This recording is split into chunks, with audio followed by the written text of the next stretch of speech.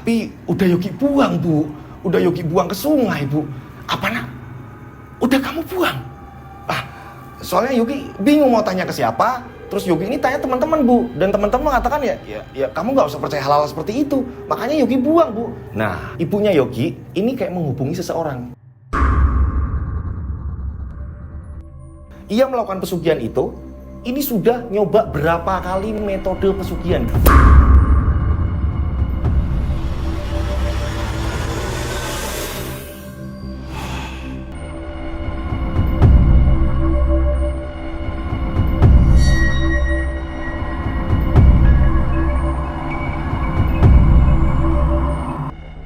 Hingga pada akhirnya ia penasaran dengan pesugihan Gunung Kemukus. Dari sahabatnya yang mengabarkan bahwa nanti di sana bakalan kayak gini loh, berstup gini-gini.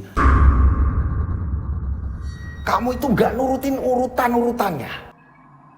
Aku yang ciloko, ngerti? Jangan sampai kedepannya kamu kayak gini lagi. Ngerti kamu? Udah ngerasa enak. Lah kok kamu ini nyepelekan? Kamu nyepelekin ini namanya. Kalian sudah penasaran semuanya? Saksikan selengkapnya di channel Rian Agus Widodo. Ada di antara kita.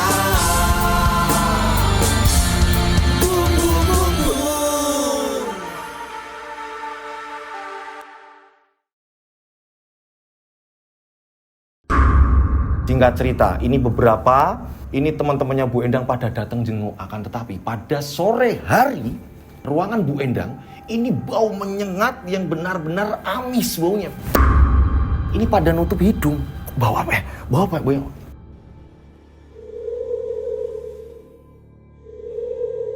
Saat itu, ya, ini sampai ada yang muntah.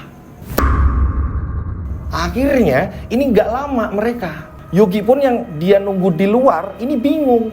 Kok teman-temannya Ibu ini kok langsung pada keluar, kok cepet banget. Sedangkan ini jam jenguk, jam besuk. Nah, Yogi pun tanya, kenapa ya Bu? Ada apa ya Bu? Ini saya mau langsung buru-buru pulang soalnya ada urusan.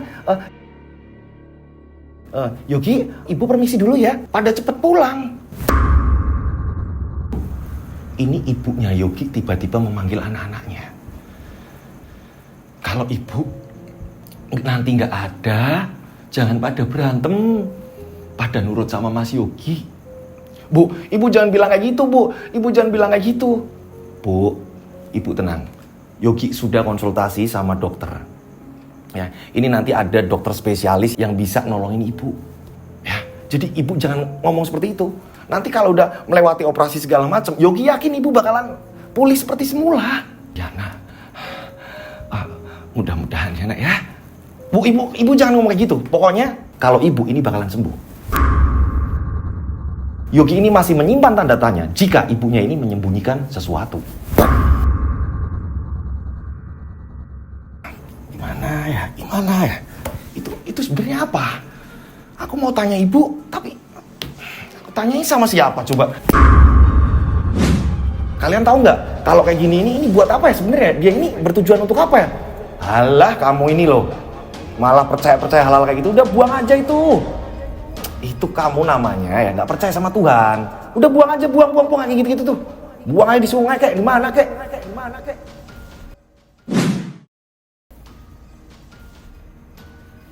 Iya, tapi ini apa ya?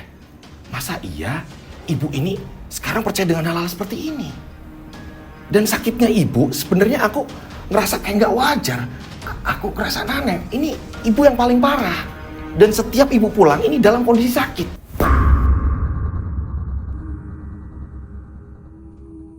Nah, beberapa hari setelah itu, ibunya Yogi ini operasi.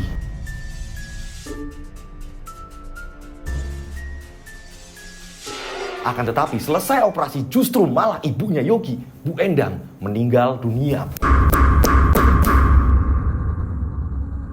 Mereka benar-benar merasakan kesedihan yang sangat luar biasa. Nah, setelah pemakaman ibunya, di sini Raka dan bapaknya ini nggak tahu. Yogi juga nggak kepikiran Raka dan bapaknya, ini nggak ada kepikiran itu.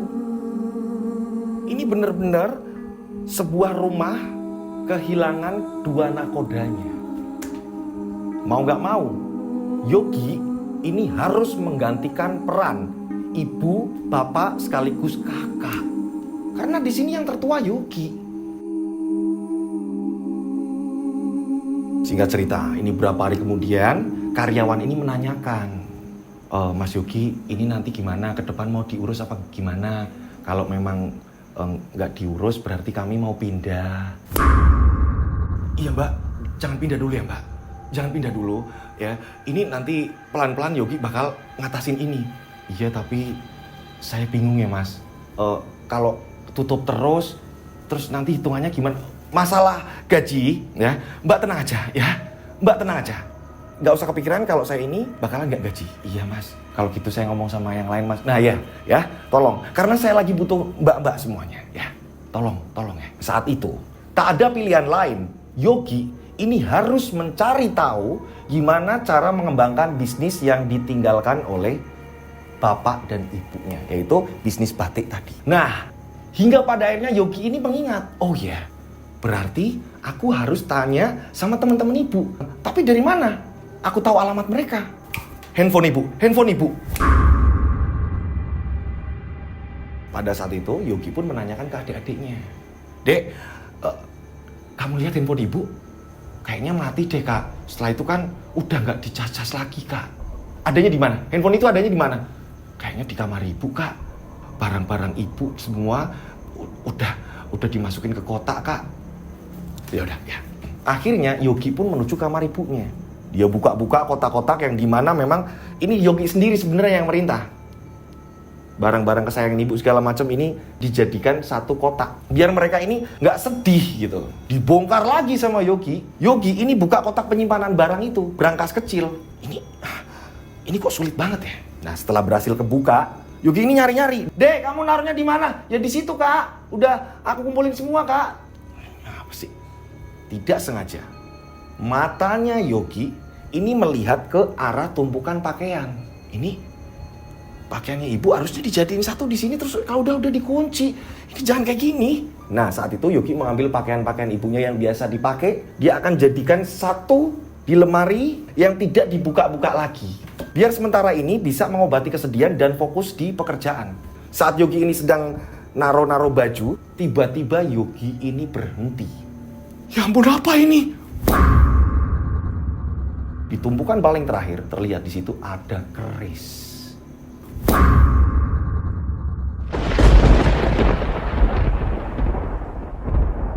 Ujung dari keris itu ini membentuk ya, ini kayak sebuah kepala makhluk gitu. Akan tetapi makhluknya ini nggak jelas dan seram. Walaupun kecil ini terlihat, ini di bagian mata, hidung, mulut, ini ada taringnya. Apa sih ini? Dan kenapa ini di bawah tumpukan baju ibu? Ini ibu sebenarnya lagi ngapain sih? Sampai aku nggak ngerti. Nah, kembali lagi nyari di kotak itu dan ketemulah handphone dari Bu Endang.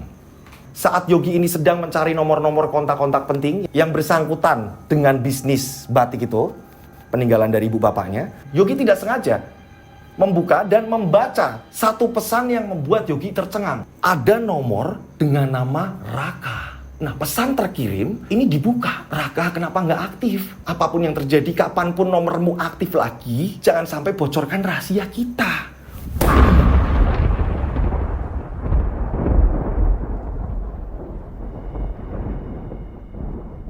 Ini ada apa? Ini Raka temanku? Apa Raka yang lain? Sedangkan Raka nggak punya handphone. Ini Raka siapa? Nah, nomor tersebut ini akhirnya dihubungi oleh Yogi. Akan tetapi, pada saat Yogi menghubungi, justru ini malah Yogi mendengar suara dari yang sudah tidak asing lagi, yaitu bapaknya Raka. Halo, ini siapa? Halo? Orang nggak jelas orang. Temennya Raka apa ya? Kok di sini kayak gini?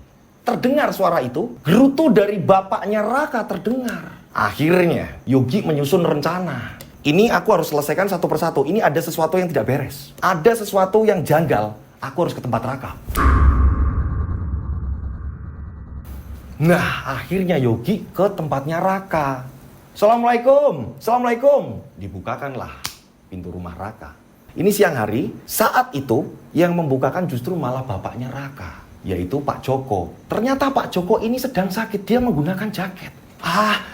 Waalaikumsalam, Nak Yogi. Maaf nak, bapak lagi nggak enak badan. Bapak hari ini nggak berangkat kerja. Iya pak, Raka di mana ya pak? Duduk dulu, duduk. Masuk duduk. Kamu nyari Raka nak? Iya pak. Dan saya juga mau mengabarkan pak, kalau ibu saya sudah meninggal pak. Hah? Bu Endang meninggal? Kenapa nak? Dia sakit dan sakitnya ini nggak jelas pak. Dan saya pengen tahu Raka di mana ya pak? Saya pengen ngobrol sama Raka. Ya ampun Bu Endang. Iya pak. Raka nak. Raka di penjara nak. Raka di penjara pak. Kenapa? Ada apa dengan Raka pak? Bingung ini. Lah, Raka di penjara. Raka kenapa? Dia terlibat kasus pembunuhan yang mengakibatkan ya dia harus menjalani proses hukum.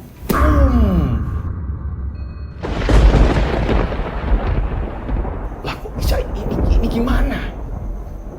Pak, terus Raka sekarang ditahan di mana, Pak? Nah, dikasih tahu. Ini kamu bisa ke sana. Ya udah, Pak. Kalau gitu Yogi langsung ke sana, Pak. Nah, sesampainya di sana ternyata jam jenguk ini sudah nggak ada. Jadi harus nunggu besok pagi lagi. Keesokan hari, Yogi yang masih penasaran akhirnya datang lagi. Disitulah baru bisa ngobrol dengan Raka. Yogi, Raka. Nah, di sini Yogi langsung mengatakan jika ibunya telah meninggal. Raka pun sempat kaget. Nah, ya ampun, terjadi juga kan. Raka bingung. Dan Yogi langsung ngomong, sebenarnya ada apa?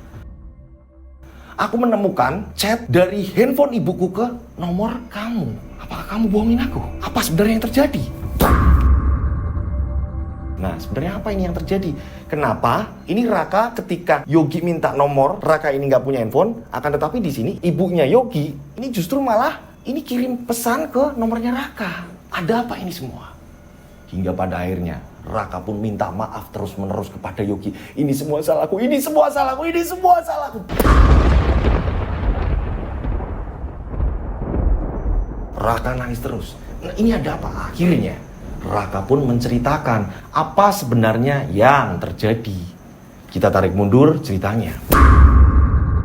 Saat itu Raka menjelaskan. Jadi ibunya Yogi ternyata tanpa sepengetahuan Yogi dan adik-adiknya, Bu Endang ini melakoni pesugihan.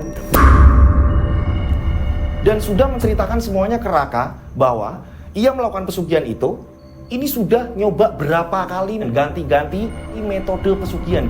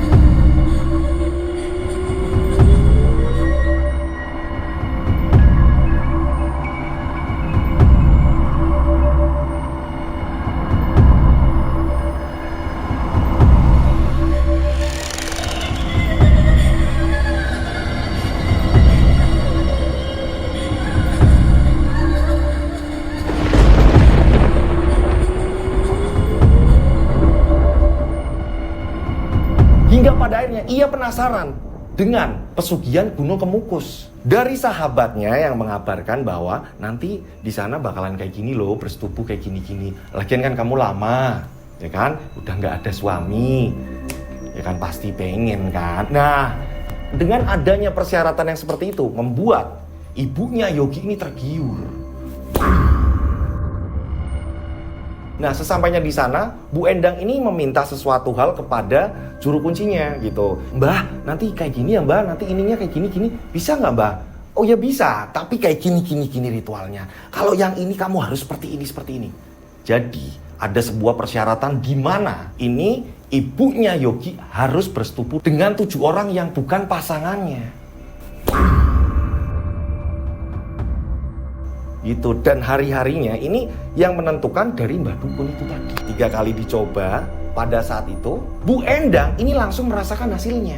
Disitulah Bu Endang ini kayak males lagi untuk datang ke sana.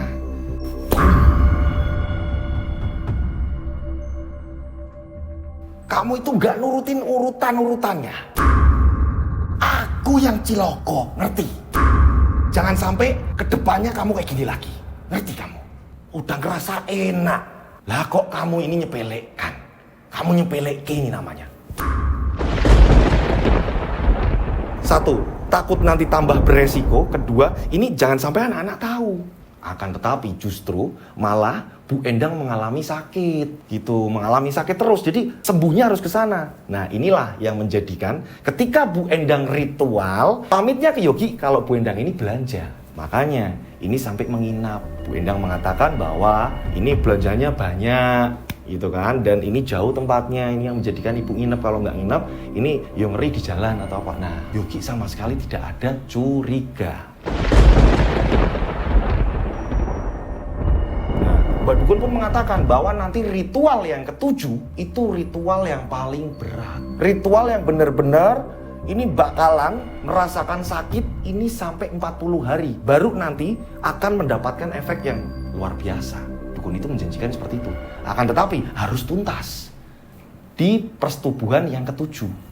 Jadi ini kan udah berjalannya waktu gitu kan, udah lama gitu kan ya. Nah, setelah menjalani ritual ya kan, barulah Bu Endang dipersilahkan masuk ke suatu tempat oleh Mbak Dukun. Sudah tak siapkan. Bu Endang masuk. Ternyata pada saat Bu Endang masuk ke kamar, ya, saat itu Bu Endang ini tidak jadi melangsungkan ritual yang ke-7. Karena apa? Laki-laki pasangan ritual yang ada di kamar itu ternyata Raka.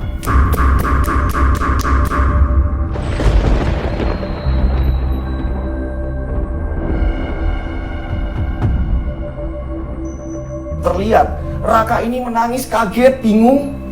Raka juga haus kasih sayang ibu. Raka di situ langsung bersujud minta maaf. Bu Endang juga kayak, kenapa kamu seperti ini? Dan Bu Endang juga malu ketahuan Raka.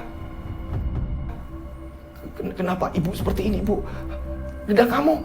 Nah, ternyata pekerjaan Raka dipaksa oleh bapaknya kerja dengan juru kunci tersebut dengan gaji yang besar.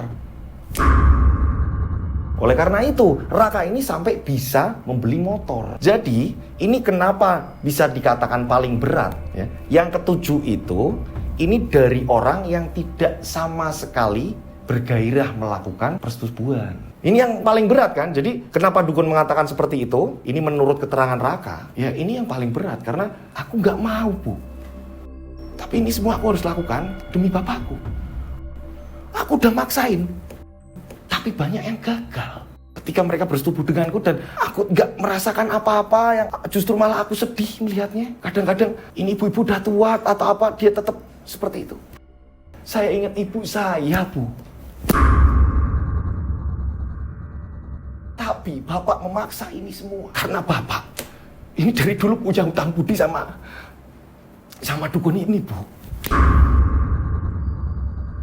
Nah, saat itu mereka yang ada di dalam kamar akhirnya berembuk gitu. Kompromi ini gimana nih agar tidak sia-sia dan agar bisa selamat, gimana caranya? Raka pun menjelaskan, saya kalau di depan Yogi dan di depan orang-orang, saya mengatakan saya tidak percaya dengan hal-hal seperti ini, Bu. Ibu pengennya gimana? Melanjutkan ini atau bagaimana? Kalau ibu pengen melanjutkan ini, Raka akan ngomong sama Mbah, Raka nyerah. Raka yang nyerah. Biarkan Raka yang kenapa-napa. Karena kalau Raka yang menyerah, ini Raka yang bahaya. Gitu kalau hanya satu pihak gitu. Nah, pada saat itu ini Bu Endang menanyakan, sekarang gini, kalau toh kita melakukan pun kita sama-sama tidak bernafsu, maka gagal kan? Iya, Bu. Ya udah, tak perlu diteruskan. Sudah. Mungkin berarti nanti ibu perlu ada siasat lagi untuk pindah tempat jualan. Karena ibu yakin tempat ibu ini, ya ini kayaknya bakalan bangkrut ketika bersaing dengan toko-toko, ruko-ruko yang menggunakan hal-hal yang sama seperti ini. Nah, mereka bersepakat, gimana kalau kita pura-pura sudah melakukan hal ini?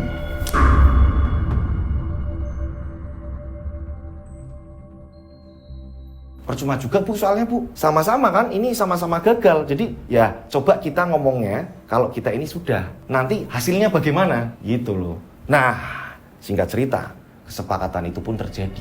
Nah, pada saat itu ini keluar dengan pura-pura sudah berkeringat. Nah, pada saat itu ternyata Mbah Dukun ini punya firasat yang gak enak. Ketika sudah selesai ritual, ini mau pamitan, baru berapa langkah Bu Endang mau keluar, ini dipanggil lagi. Bu, sini dulu, saya mau ngomong Bu.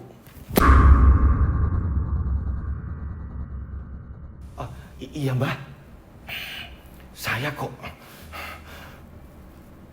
punya firasat yang tidak enak. Apa tadi ada keanehan atau apa? Oh, enggak kok Mbah, aman.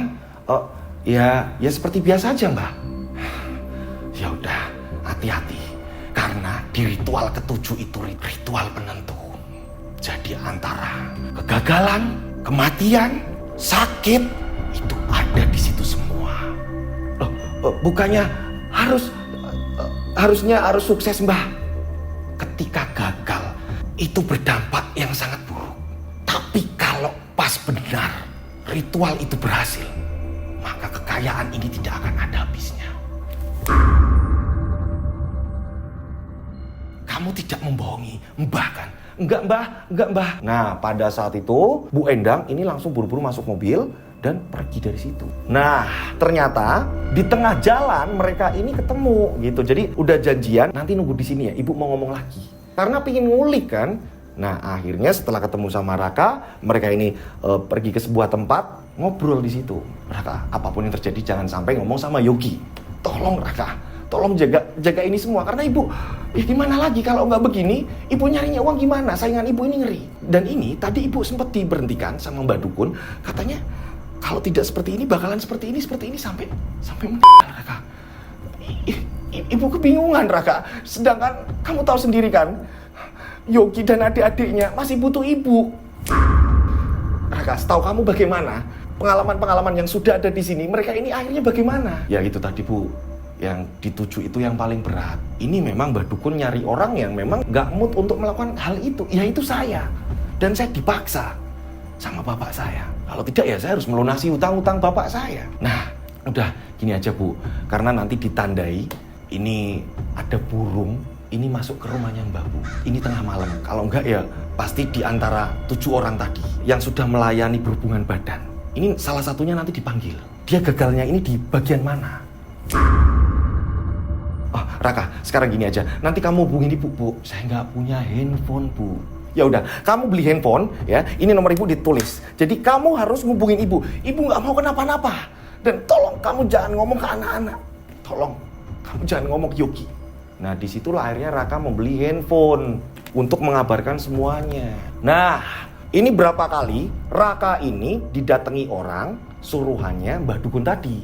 Raka ini disuruh datang ke Mbah Dukun, akan tetapi Raka ini malah nggak kesana. Ini pada suatu ketika bapaknya ini pulang, ini ngomong sama Raka, marahin Raka.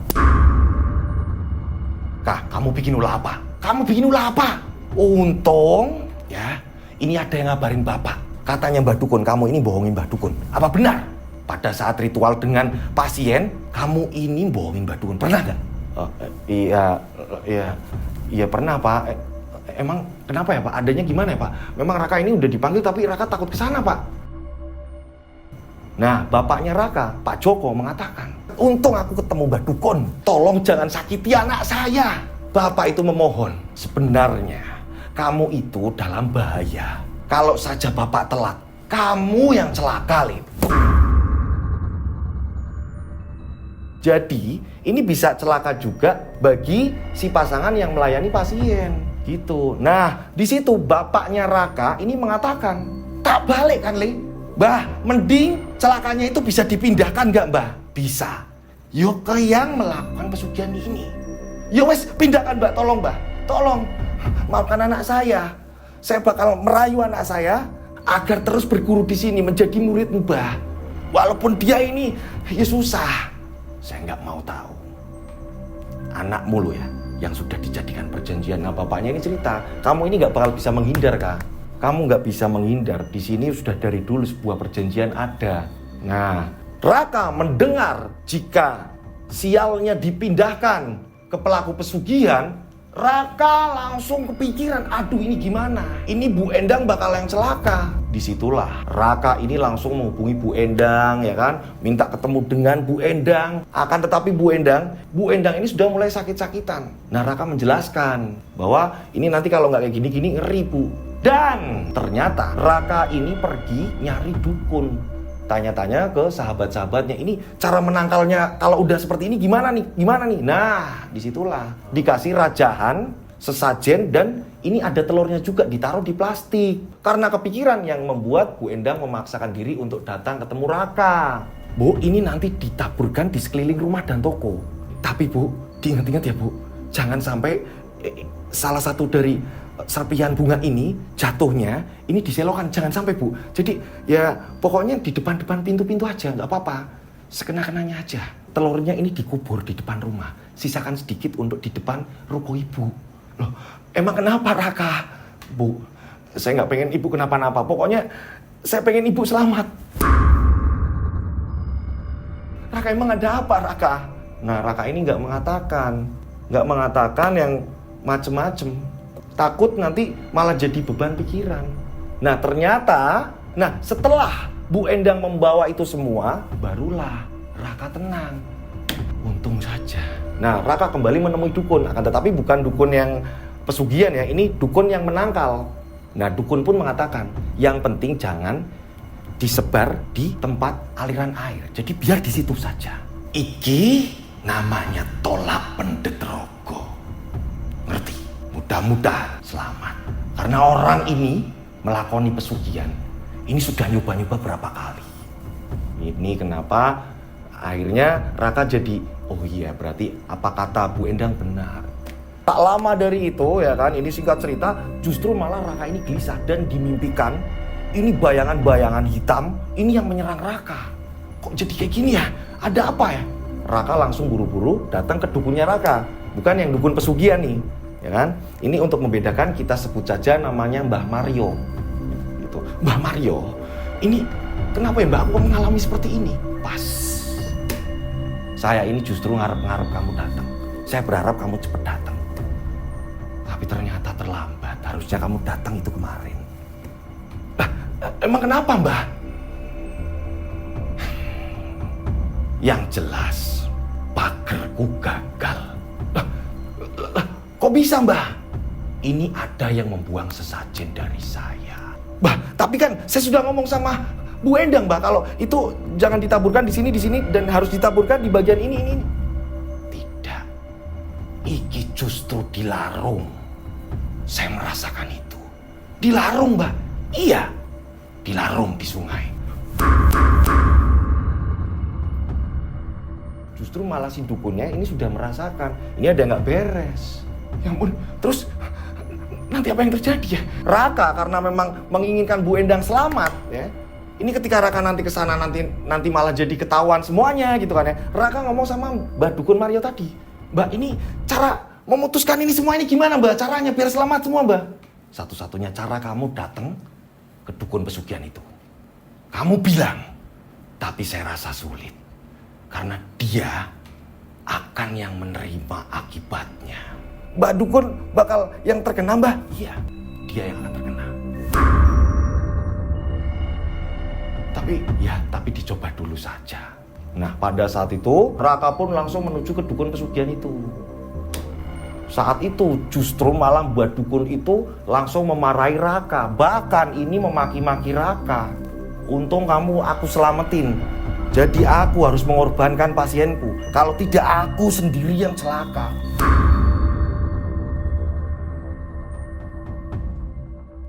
Seperti apa yang dikatakan Mbak Mario. Saat itu Raka ini memohon agar semua itu dihentikan. Akan tetapi dukun pesugihan itu mengatakan, "Ora iso. Kamu juga sudah mencoba untuk membunuh saya dengan kamu tidak melayani. Ngerti kamu? Kurang ajar kamu. Kalau saya tidak lihat bapakmu, udah tak habisi semua keluargamu." Nah, di sini Raka geram. "Mbah, tolong selamatkan Bu Endang, Pak. Tolong. Nah, dukun itu nggak mau, akhirnya terjadilah perkelahian fisik Saat itu Raka melihat ada sebuah keris. Disitulah akhirnya Raka membunuh dukun tersebut saking geramnya gitu. Nah, saat itu juga ini ternyata ada yang melihat, teriak-teriak tolong-tolong. Raka ini berusaha lari bersembunyi, akan tetapi tertangkap juga. Itu kenapa Raka ini bisa dipenjara. Dan flashback pun selesai.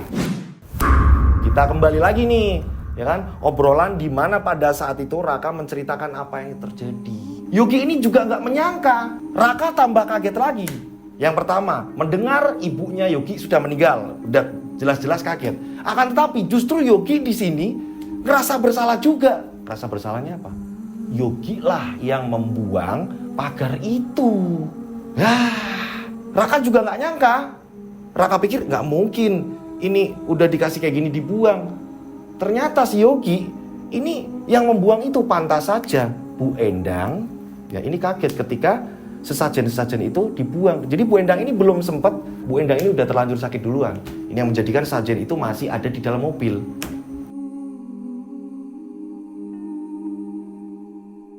Ini mau memaafkan. Pada saat itu bertumpahlah rasa penyesalan. Beribu kata maaf ini benar-benar seperti tidak berlaku. Seperti hampa. Justru malah ini Yogi kayak benci terhadap Raka. Raka juga terhantui, merasa bersalah atau apa. Benar-benar seperti itu. Padahal ini bukan kesalahan Raka. Karena yang datang sendiri ke situ kan ini kemauan dari Bu Endang yang datang ke tempat pesugihan. Nah, cerita pun selesai gitu.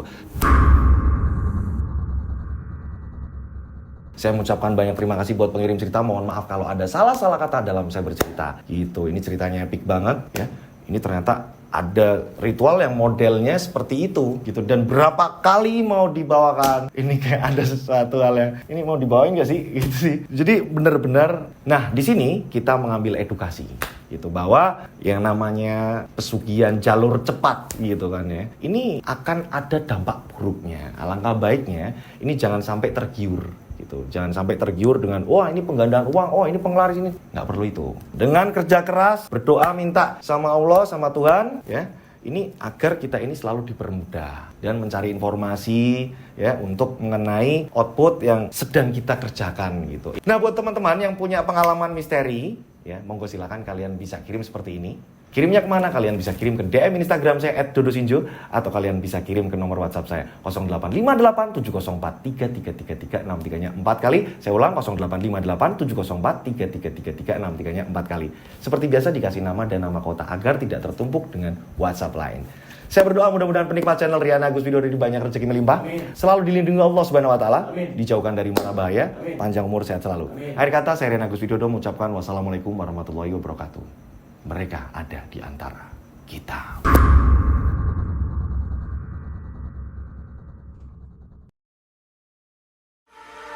Mereka ada di antara kita. Subscribe channel Rian Agus Widodo, kisah misteri. Mereka ada di antara kita. Nyalakan lonceng, notif, tinggalkan komen, share. Mereka ada di antara kita. Mereka ada di antara kita. Kita ada di antara mereka. Mereka ada di antara kita. Mereka ada di antara kita. Mereka ada di antara kita. Kita ada di antara mereka. Mereka ada di antara kita. Boom boom boom boom.